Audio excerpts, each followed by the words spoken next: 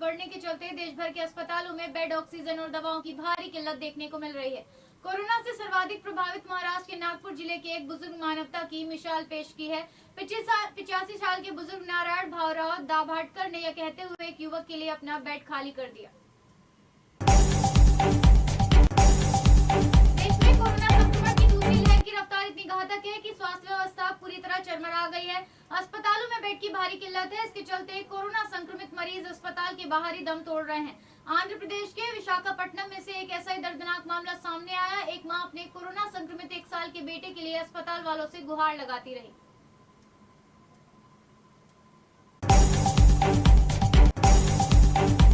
मुंबई के मालाबार हिल सेवक जत्था और मालकुंडू सिख युवाओं ने ऑक्सीजन सिलेंडर की मदद के लिए कॉल सेंटर शुरू किया है। यहाँ कोई भी ऑक्सीजन प्राप्त करने के लिए कॉल कर सकता है। एक स्वयं सेवक बलविंदर सिंह ने बताया कि पिछले साल हमने 3 महीने के लिए लंगर का आयोजन किया था, लेकिन इस बार ऑक्सीजन की कमी है, इसलिए हमने रेड क्रिसेंट सोसाइटी को जोड़ा और लोगों की मदद करना शुरू किया। अब दिल्ली में सरकार का मतलब उपराज्यपाल होगा। दरअसल दिल्ली में केंद्र सरकार ने राष्ट्रपति द्वारा राष्ट्रीय राजधानी राज्य क्षेत्र शासन संशोधन कानून 2021 यानी JNTCD एक्ट को मंजूरी दिए जाने के बाद इसे लेकर अधिसूचना जारी की है।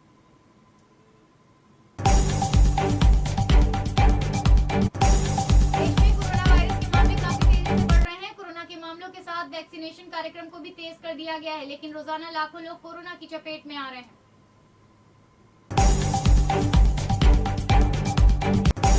इस बार के विधानसभा चुनाव में उत्तर बंगाल यानी पहाड़ की 3 हॉट सीट दार्जिलिंग, कालिम्पोंग और करसियांग इस बार काफी चर्चित सीटें हैं। ये तीनों विधानसभा सीटें दार्जिलिंग लोकसभा के अंतर्गत आती हैं।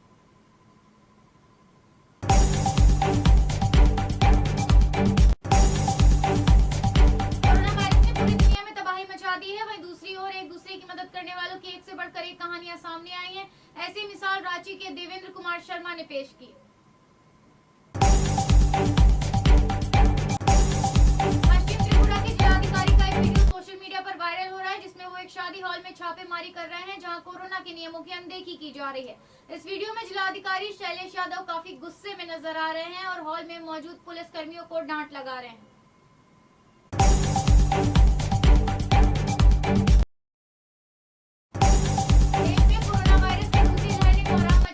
प्रतिदिन कोरोना के नए मरीजों और कोविड से होने वाली मौतों की संख्या में बढ़ोतरी जारी है। लगातार बढ़ते मरीजों के चलते स्वास्थ्य प्रणाली चरमरा गई है। भारतीय आयुर्विज्ञान अनुसंधान परिषद ICMR का दावा है कि देश में 80% कोविड-19 मरीजों में बेहद सामान्य लक्षण जैसे बुखार, गले में दर्द और खांसी नजर आ रही है। यह श्वसन प्रणाली में सामान्य संक्रमण के लक्षण है और ये मरीज पूरी तरह से ठीक हो रहे हैं।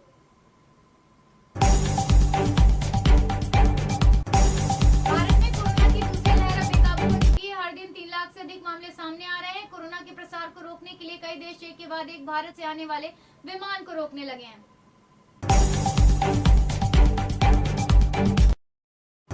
भारत में कोरोना की दूसरी लहर बेकाबू हो चुकी है। ऐसे में देश में ऑक्सीजन सिलेंडर की कमी को दूर करने के लिए भारत की मदद के लिए कई देश सामने आ रहे हैं। इसी बीच सिंगापुर भारत की मदद के लिए आगे आया। सिंगापुर ने आज 256 ऑक्सीजन सिलेंडर भारत रवाना किए।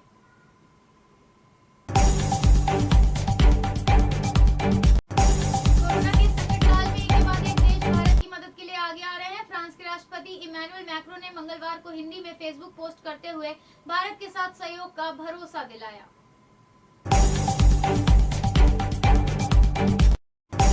एक भारत में लोगों को घर के भीतर ही मास्क पहनने को नहीं कहा जा रहा। वहीं अमेरिका में कहा जा रहा है कि जो लोग वैक्सीन की डोज पूरी तरह से ले चुके हैं वो बगैर मास्क के रह सकते हैं। अमेरिका के disease control and prevention centre CDC की ओर से जारी किए गए नए गाइडलाइंस में यह ऐलान किया गया।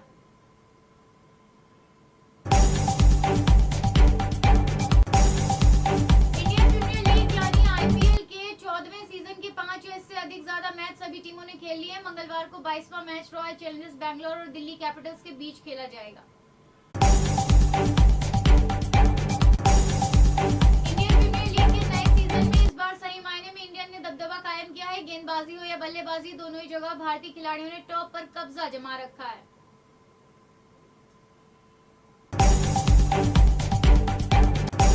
बॉलीवुड सुपरस्टार प्रियंका चोपड़ा की कजिन नीरज चोपड़ा इन दिनों काफी चर्चा में आ गई हैं। साल 2014 में फिल्म गैंग्स ऑफ घोस्ट से बॉलीवुड डेब्यू करने वाली मीरा हिंदी सिनेमा के अलावा तमिल और तेलुगु फिल्मों में भी काम कर चुकी हैं।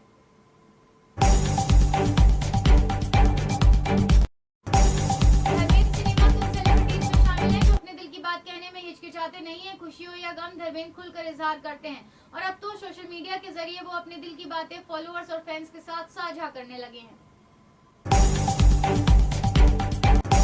फ्रांस की वाहन निर्माता कंपनी रेना ने भारत में अपनी 2021 ट्रिबर को लॉन्च कर दिया है। ये एक पॉपुलर एमवीपी है जिसकी काफी डिमांड है। बता दें कि भारतीय ग्राहक इस कार को 5.30 लाख रुपए कीमत में खरीद सकते हैं।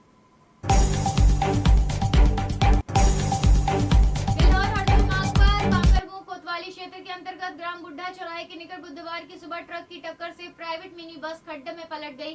हादसे में बस में सवार एक ही परिवार के कई लोग मामूली जख्मी हो गए।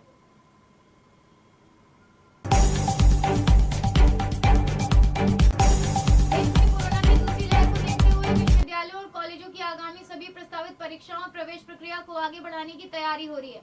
जल्द ही इसके लिए यूजीसी गाइडलाइन जारी करेगा। इसके साथ पाठ्यक्रम में भी कटौती की जा सकती है।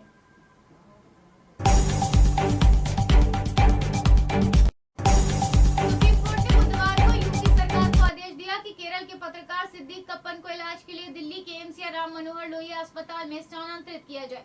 कोर्ट ने कहा ठीक होने पर कप्पन को दोबारा मथुरा जेल भेजा जाएगा।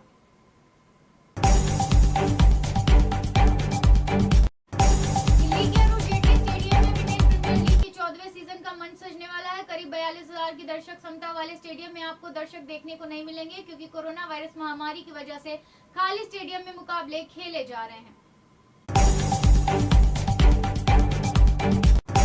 अमेरिका और ईरान के बीच तनाव की स्थिति कम नहीं हो रही है। फारस की खाड़ी में गश्त कर रहे अमेरिकी युद्धपोत के निकट ईरान के 3 जहाज आ गए। चेतावनी को अनसुना करने पर अमेरिकी युद्धपोत से फायरिंग की गई।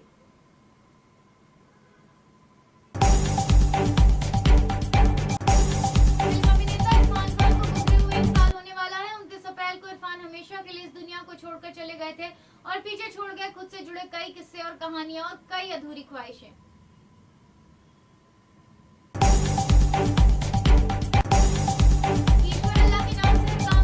आगाज करता हूँ, उन्हीं पर भरोसा है, उन्हीं पर नाज करता हूँ। सांप्रदायिक सौहार्द की लाइनें किसी सादे कागज पर नहीं लिखी बल्कि एक मुस्लिम परिवार ने अपने बेटे की शादी के निमंत्रण पत्र पर छपवाई हैं।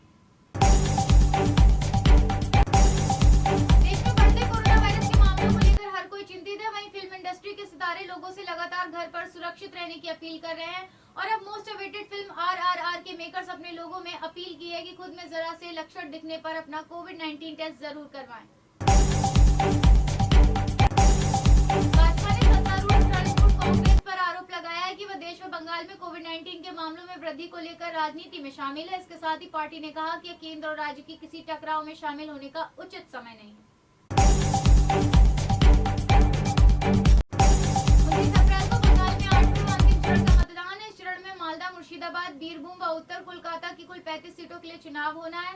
अंतिम चरण कई लिहाज से चुनाव आयोग के लिए चुनौतीपूर्ण साबित होने वाला है। एक और कोरोना महामारी से बिगड़े हालात हैं तो दूसरी ओर बांग्लादेश की सीमा से लगते मालदा व मुर्शिदाबाद जिले के विभिन्न संवेदनशील विधानसभा क्षेत्र हैं। श्रीलंका के मंत्रिमंडल ने सार्वजनिक स्थलों पर सभी प्रकार के चेहरे के नकाब को राष्ट्रीय सुरक्षा के लिए खतरा मानते हुए इस पर प्रतिबंध लगाने के प्रस्ताव को मंगलवार को मंजूरी दे दी, लेकिन कोरोना से निपटने के लिए मास्क पहनने की अनुमति नहीं है।